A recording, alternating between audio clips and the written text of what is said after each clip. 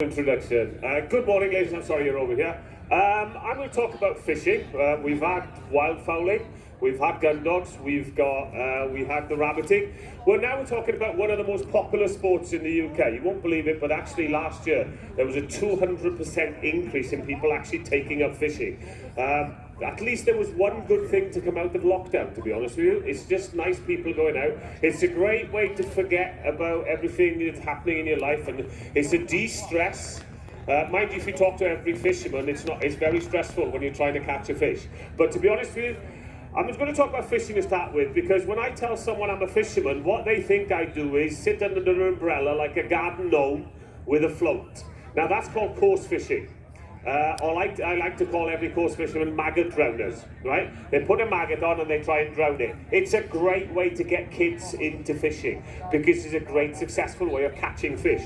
And there is another type of fishing, with sea fishing. Now with sea fishermen, what they have is very, very long rods, big weight. They take it back behind them and they throw it out into the sea with a hope to catch a fish. Well, unfortunately, fly fishing, we haven't got a weight at the end of the line. The actual line is the weight. So it's a lot more difficult. What a load of rubbish, right? The best people to teach, right, are kids, because they take to it really, really easily. The second best people to teach are ladies. And the worst people to teach are men, right? Because men, it's all pull in a china shop and it's going to get out there somehow. So what I'm going to do, I'm going to really simplify things for you and show you how really easy it is. First of all, let's start from the ground. How do you stand when you cast a fly rod? Now, some people will tell you, oh, if you're a right-handed person, you must put your right foot in front of the left, and that's the only way you should stand. Until you speak to someone else and they say, well, if you're going to cast with your right hand, don't put your right foot forward, put your left foot forward. Listen, it doesn't matter what you do with your feet. If you go river fishing, you might have one foot on a bank, the other one in the river, so it doesn't matter what you do with these. Now, what do we do with this thing when you cast a fly rod? Now, if any of you are a fisherman, you'll have seen this sight. Now, some of you might be people that like to go for a walk around the lake. You might have cast your eye down to the lake and you thought, I wonder what that person is doing. Now, normally, it's a man, right? What you see them doing, now just imagine you're on the side of a lake, huge expanse of water in front of you. And what they do is this. Now, they don't stop doing this until they see the Holy Grail, which is called the backing. You can't catch any fish unless you see the backing, which is the biggest load of rubbish I've ever heard. However, that's what they have in their head. Now they put all this line, nice line on the ground next to them. They are now going to get the line up through the rings, out through the tip, into the air, and finally onto the water. This is how they start. Now they start like this, which is perfect, because that's how you should cast. But then when they put more line in the air, the hand starts to creep higher. Then they put more line in the air, the hand goes higher. Then they can't go any higher. Oh, yes they can, because they go onto their tiptoes to go higher, because they think the higher they go, the further they will cast. Now they can't go any higher, so what do? They open their shoulders and they're trying to chuck this out into the middle of the lake. That's because all the fish live in the middle of the lake, which they don't. Now, when I fish large reservoirs, I tend to fish on a boat. And when I fish from a boat, if I see a lunatic on the bank, hold on, we'll get this little tangle out, good. If I see a lunatic on the bank waving his arms back and forth trying to catch fish, I stand up in the way and I wave back at them and ask him if they've caught anything. Now, the simplest explanation about your arm: drop your arm by the side, bend the elbow. Now, if any of you are fishermen and if you want to check that you're doing it right, do a cast next time. Don't have flies on it, but cast it out. And I always, when I'm teaching children, I say pick up the phone. So you want your hand opposite your ear. Not in your ear, but opposite your ear. Now, if you cast next time and you freeze halfway and your hand's up here, you're doing it wrong, okay? Bring it down here. So let's look at the cast, very simple. First of all, we have a slow lift off. We kick it back, we pause, we push forward. Now that lift off is the most critical part in the cast. When people start to learn fly casting, they're very nervous. They see all the lines sitting on the water in front of them. They try to place it up in there. So what they try to do is get it off the water, put it up there at about 100 miles an hour. And you see them doing this. Rip! Now, when they rip it off the water, there's a massive explosion of water in front. Now, 3 things happen when you do that. Number 1, you scare all the fish away. Now, this is a little tip for any anglers that are listening to me now. Next time you go fishing, if you want to catch more fish, before you start fishing on any lake, cast your eye all the way around the lake. If you see someone, let's say in the top left-hand corner doing this, rip, splash, rip, go and fish the other side. Dead opposite it. Because that person will scare all the fish. They'll be hiding over there. Second thing that happens is when you rip it off, you overload the spring. Overload it, it'll never work for you. And the last thing, you're actually overloading your arm and you're making it hard work. So a great description I once heard was, peel the line off the water. Now kick it back. Now once you've kicked it back up in the air behind you, you have to wait for the line to be straight in the air before you come forward. Now how do you know the line is straight in behind you?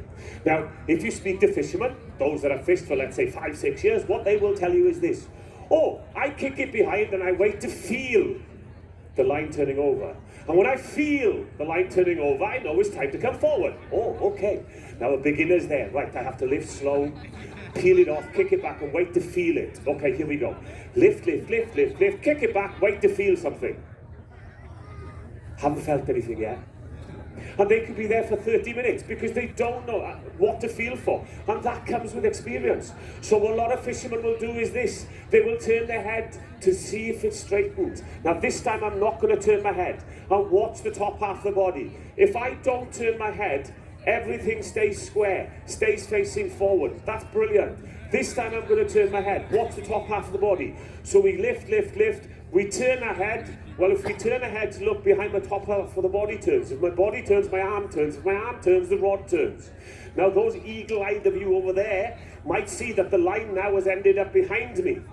It has to go in front of me, but I'm the obstacle or idiot in the way. Because when you come forward, best case scenario, you garrote yourself with a line, because it doesn't hurt.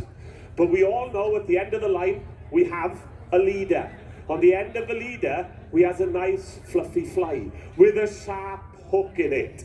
And if that impales itself in the back of the head on the way forward, I'll tell you what, it hurts on the way in. It hurts 10 times as bad when you're trying to pull it out. And if you can't pull it out, it means you're going to jump in the car and go to casualty and sit there with a green or a pink or a black thing stuck from the back of your head looking like a bit of an idiot. Doctor comes in, oh, fly fishing season started again. Right, so please don't do that. But if you do, and if you have hooked yourself once, you'll end up doing a cast which I've nicknamed the chuck and duck. And you will see people on the side of the lake like this. Oh my God. Every time they come older. Now listen, if there's quite a few people doing it, it's like a Mexican wave that goes round the lake when they're ducking out the lake. Now don't do that. But if you want to watch, and I'll do it this way, because you can see it. If I want to watch what's happening behind, I'll leave my rod and arm casting this way, but I'll turn my body sideways onto the cast. Now I can look there, I can look there, but everything stays straight. Let's do it this way. Keep your hand and your arm working in the right place. Start to rotate, look behind, look in front, but the rod stays straight. Now the final part, the most critical part, the forward cast. Now the forward cast, the easiest explanation I always tell people is like hitting a nail with a hammer. So this is my hammer, my nail is positioned out there somewhere. The position of the nail is always dictated by the wind. Unfortunately today, there's not a breath of wind. But let's imagine that the wind is going down the arena that way. So if you can see the Countryside Alliance, little gazebo, and if you see the top part there where it says Countryside Alliance, that's where I place my imaginary nail. This is my hammer. That's all I would do is go tap, and then just let it float down to the water. The wind takes care of it.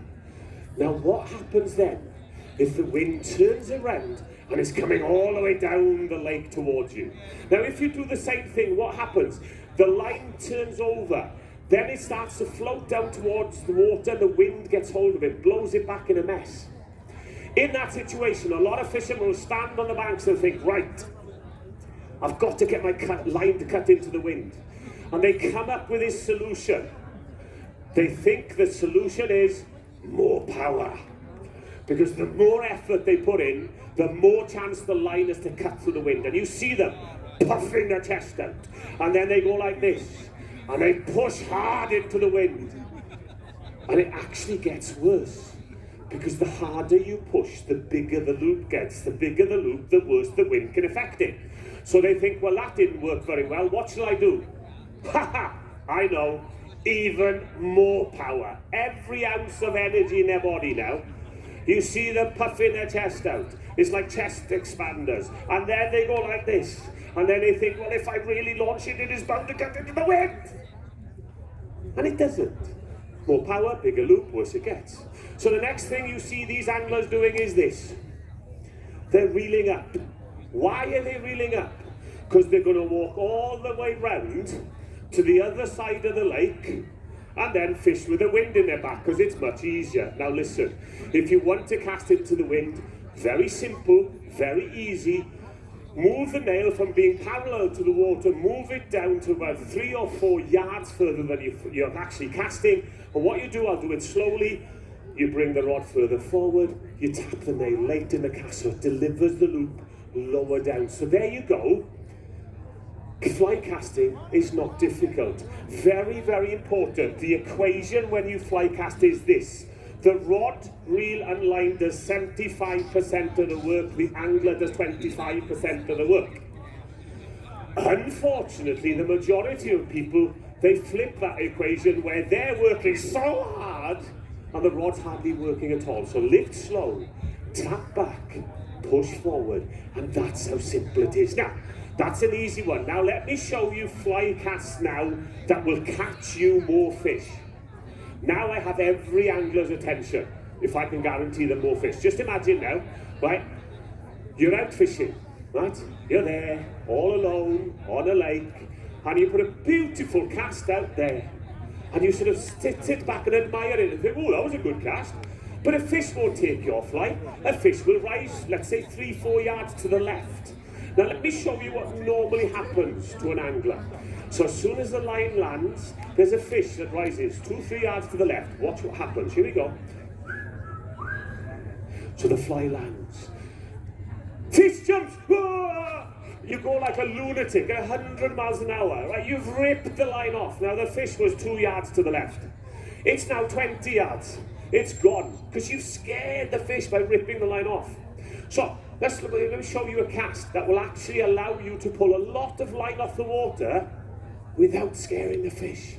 It's called a snake lift. And what you do with a rod tip, I'll do it here first. We just do a circle, lift off and relocate. We'll do it again. Circle, lift off, relocate. And the beauty with this is, if you go fishing next time you thought, what was that Welshman talking about? Where do I take the rod? Right to left, left to right? It doesn't matter. Just do a circle in front of you and lift it off. Now, to all you anglers, next time you go fishing, if you attempt this cast, I guarantee you 100% you're going to catch the grass 3 yards behind you, and then you're going to blame me. So, to prevent you catching the grass behind and blaming me, please listen. After you've done the circle, that brings the line towards you, right? This thing will never bend unless that line is straight, unless we use the left hand. So what you must do with this, circle, pull down. And if you pull down, it'll propel the line in the air. If you don't pull down, it catches the grass just behind you there, right? So this is good. Short distance, snake lift. Now, what if you want a bigger change of angle? So now I'm fishing here, but a fish rises there. Don't worry. You're perfectly safe, right? So, if I did a snake lift, watch. It puts it up in the air, which means I'll probably catch trees or water or whatever's behind me. So now I have to do what's called a snake roll. Now this is important that you do it in the right direction. What you do is turn to the direction you want to go. Leave the rod pointing down the line. Then what we do is go slow, go quick, lift in the roll cast and deliver over there. We'll go over here, back slow, forward fast, lift in the roll cast, push over there. We'll go over this way, slow, back, there, that way. We'll come out of the water though, not catch the boat. So there. Now, when you try this, people are like this, right? Think, oh, circle, and they put power backwards. If you put power backwards, what you are going to do is lasso yourself. Please don't do that. The object of fly fishing is hooking the fish. So, the first part is slow. The second part is fast, but then you have to go slow again. And that's the hardest part. People will get the slow, they will get the quick, and they'll carry on quick. And they'll get in the trees behind. So there, slow, quick, slow, there. Right? Now what if I want a bigger change of direction? So I'm fishing here, but a fish is sneakily feeding behind me. Simple and easy, what we do is draw a bigger circle. If I do a bigger circle, watch, gives me a bigger change of angle. Right? Smaller circle gives me a small change of angle. Massive circle gives me a massive change of angle. Right? Now, the problem is now, if you're right-handed and you're out fishing, at any point, if a fish rises to your left, they're in danger because you're going to cover them straight away. But when the fish are swimming around, they don't look at the angler and say, oh, he's left-handed or he's right-handed. The fish don't care. So the problem is, if you're fishing here and a fish rises there, what can you do? Well, you can do this. But if you do this, you'll end up getting dizzy and probably fall in the lake with a fish. So if I want to go from left to right as a right-handed person, option 1, turn your body, keep the rod across your body. Come back slowly, draw a circle and do it over the left shoulder. Now we have a major problem with this. Most anglers wear fishing waistcoats. Now to everybody that doesn't fish now, let me explain a fishing waistcoat. A fishing waistcoat is like any other waistcoat except it has about 40,000 pockets. And us fishermen, we like to fill those pockets. The worst thing about fishing waistcoats is when you put something in a pocket, you're never going to find it again because you've got so many pockets to find it. However, the problem is now, as a right-handed person trying to go from there to there, going across my body with my waistcoat so full of rubbish, I can't do it. So if I wanted to go there with a big waistcoat on, what I can do, no, let's do it from here. You can see it a bit better. So I want to go from there to there. What we do is we cut underneath, right? That then allows me to come around and tap it over there, right? Do that again. What you do, lift the rod up, power underneath, that flyers the line over there, then you come around, round, up into the roll cast and push forward. So you can go right to left, left to right. Now, I'm going to show you now one more cast, right? Just imagine this. You're out, it's a balmy August evening, sun's starting to go down, flies are starting to hatch, which means the fish start to move. So there we are, right, we see a fish rise. Now, you have mastered the snake lift, so you cover the fish. As soon as the fly lands on a fish's head, every angler's heart starts to beat faster. And you wait with great anticipation, but it doesn't come up. Oh, right, okay. You see another fish rise, snake lift, I've covered this one. Now at this point, every angler turns into Dr. Dolittle and tries to talk to the fish. Come on, come on, come on, come on, take it, doesn't take it. You think, oh, well, okay, third one, cover that one. At this point, I'm not going to tell you what most anglers say because it's normally rude. And they call the fish every name under the sun and they blame the fish. And then in the back of the grey matter up here, something said, oi stupid, you've covered 3 fish. 3 fish have ignored you. You must have the wrong fly on. Change it. Now to change your fly, you pull in, you pull in, you pull in. Oh, we catch our line. We get the fly. We take the fly off and put it in that special patch in your waistcoat to dry out. You get the box of flies and you choose the one fly no fish is going to refuse and you start to tie it on. Then suddenly, up here, it says, oi, what's happening on the lake? You haven't quite tied the fly on yet, but you look up. And there'll be 6 or 7 fish just feeding, oh my God, fly, fish, fly, fly. Finally you tie it on, back out. Now every angler knows, as soon as that fly line lands, the fish stop feeding. Because they know it's not safe anymore, because you're back fishing. Now, let me show you a cast now that will catch those fish off guard. Next time you want to change your fly, don't pull the line in. What we do is lift up, push down. There's the line there. The beauty with this is that all the line is still outside the tip. We can then change the fly, kick it back, let it go and push it forward. It's called a catch cast, right? Do it slowly. Lift, push it down. There's your line there, right? Now, I have seen people attempt this. Here we go. I'll show you how they normally do it. Right, I'm going to catch my line. That didn't work. Do it again. Right, catch it this time.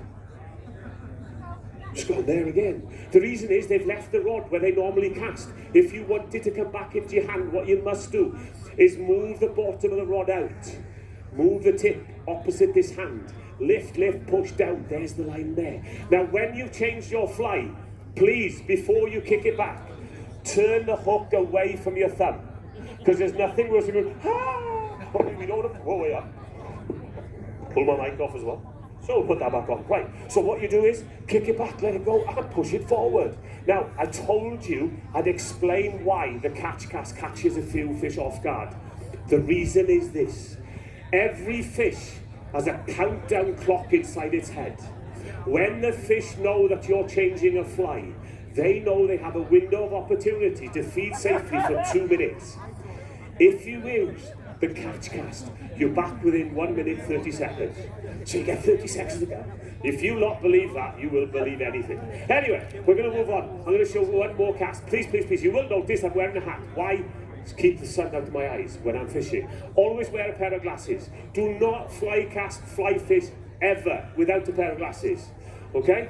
Please make them so they're quite tight around your face as well. This is for safety. But the last thing you must do is always put yourself in a safe position. Now, there's no wind at the moment, so let's just imagine, like yesterday, the wind was coming straight over the National Gamekeepers marquees, coming straight over here. Now, if I was fishing this way, it's okay, because the wind's going that way, right? If I fish this way, it's fine. Why? Because I'm casting into the wind. If I fish this way, it's fine. Why? Because I'm casting with the wind. If I fish this way, it is no, don't do it. Because you've suddenly put the line in between you and the wind. Now that's dangerous, because the wind will push your line. Best case scenario, it makes a big horrible mess with your rod, right? The line flies are on there and you can undo it. Worst case scenario, you hook yourself. So in that situation, we have to get the line the other side of me. So what we can do is turn your right thumb to your left shoulder and we cast across our body. Now, some people find that difficult. So what you can do, right hand on right side with rod on left. The only problem with this, I'm wearing a peaked cap. Every time I go up, I hit the peak and that gets very annoying. So wouldn't it just be better to put the rod in the other hand and let the left hand take over? The problem is, I'm a right-handed angler. I started fly casting when I was knee-high to a grasshopper, 3 years of age. Well, actually, there was a picture on my website of me at 18 months with a fly rod in my hand, right? But this is automatic. I don't think about this. The problem is, if I don't know what that does, how can I teach this thing what to do? Now, this is a simple way to do it. What we do is, we get 2 rods, make them a similar weight and a similar length. Why? Because it's just easy, or easier. So, now, at the moment, right hand is automatic, left hasn't got a clue, so how do I teach this left thing? What this thing does, automatic. Simple and easy. What you do is this. First thing, switch this off. Because this thing only confuses everybody, right? Switch your brain off. Then, let this mimic that. They'll lift, they'll accelerate, they'll pause, and they'll push. And that's the simplest way to get the basic timing in your non-casting hand. Once you have the basic timing, drop that one out of the way and concentrate on this one. And then, if you want to test that both hands are automatic, what we have to do is this.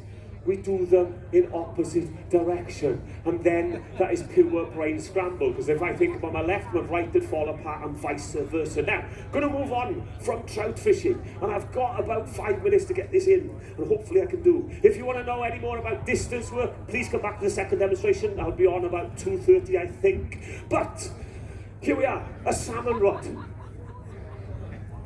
Now, if you ever go salmon fishing, there's some great salmon fishing up near here, on the Tyne in Newcastle. I've seen people using these. The problem is a lot of anglers will start with a single-handed fly rod and they'll move on to a double-handed rod. But they try and cast one of these after they're casting one of those. And I've seen people in Scotland, right? You can see when they're about to cast. Why? Because they change colour. They go white. The blood drains from their face. You then see the death grip on the rod, where it's going to strangle it to death.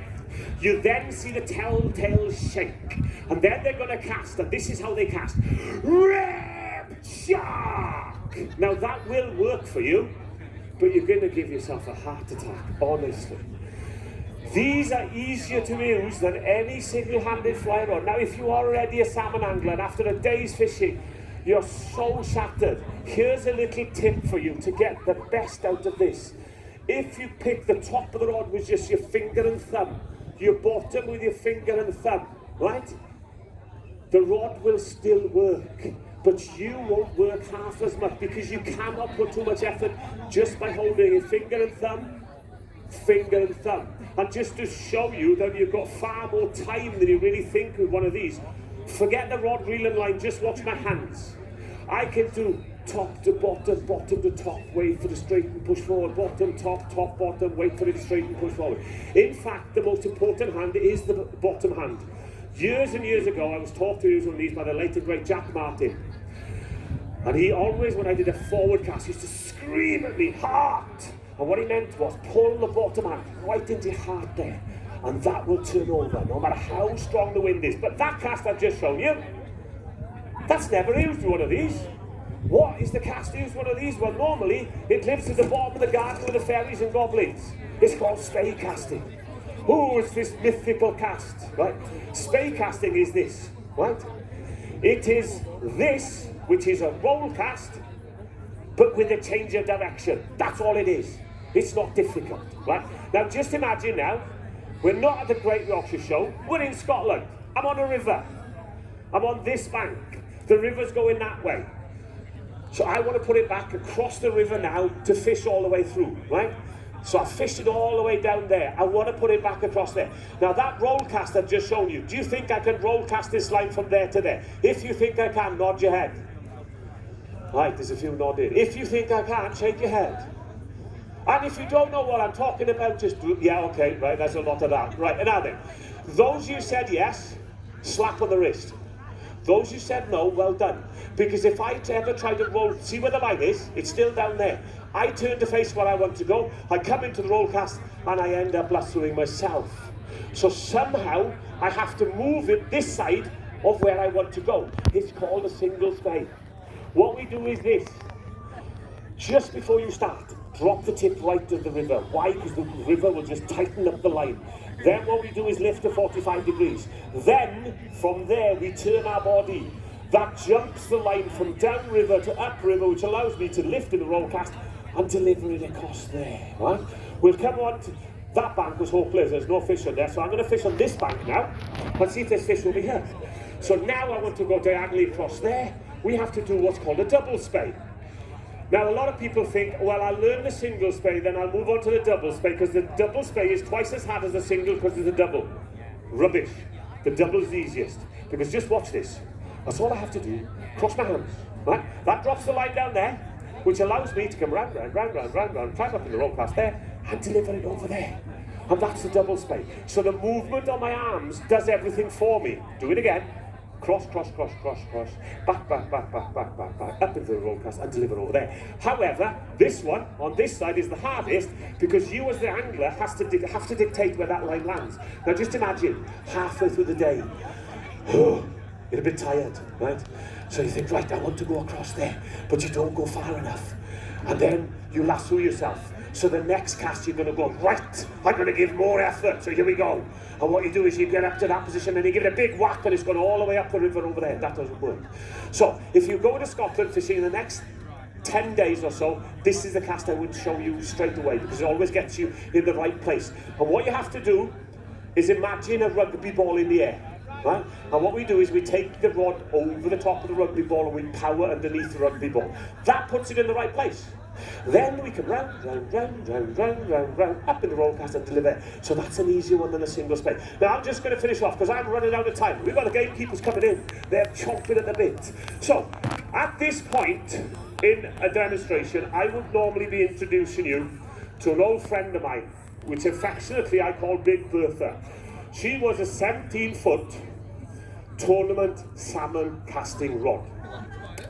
But unfortunately nowadays, we have people that wear high-vis jackets and come round with clipboards. Their official title is health and safety. I call them spoil sports, right? But with the salmon rod, right, what would happen is, my line would be landing where the Land Rover Experience is over there. And people don't allow me to cast outside the arena, right? So I'm just going to show you now, if you ever go to Scotland and you're on the Tay or one of the big rivers, and sometimes you have to get that little bit of distance. Now if you can cast 40 yards, it doesn't mean you cast 40 yards all day. But it's nice to have it in the back of your armoury. If a fish turns that little bit further, you can do it. But with a normal fishing rod, there's only so far you can cast. But if you want to cast a bit further, what we do is, well, normally people will tell you this, you must stop the rod. You don't normally fish with a receiver or a mic in your pocket, so you should be all right. So we normally stop there, which actually puts the line up in the air, and that's perfectly all right. Okay? However, if I stop and I stay there and I try and launch this out there, there'll be an almighty tangle in the air. Right? So what I must do when I'm doing this, when I stop and deliver the line up in the air, I then must drift back and up as far as I can go. That gives me a lot more room and it will not then overgenerate. So it's there, drift up. And now I'm just going to do this. This is a fishing outfit, nice and gentle. Just goes, I'm not going to hit it too far. There we go, right on your shoulder. Ladies and gentlemen, that concludes the demonstration. I hope you've enjoyed it. Thanks very much indeed, and enjoy the rest of the show. Big thank you there to Hal. Just make it look so easy. And if any of you are keen to have a go at some fly casting, the Salmon and Trout Conservation team are running some taster sessions down on the pond at the far end of the arena. 15-minute taster sessions for fly casting, and that is for adults and for children alike. So if your interest has been piqued by Hal's fantastic demonstration, then please do go and see the gentlemen and the ladies down there with the Salmon and Trout Conservation. And Hal himself is going to be back up in the marquee in a little while. He's got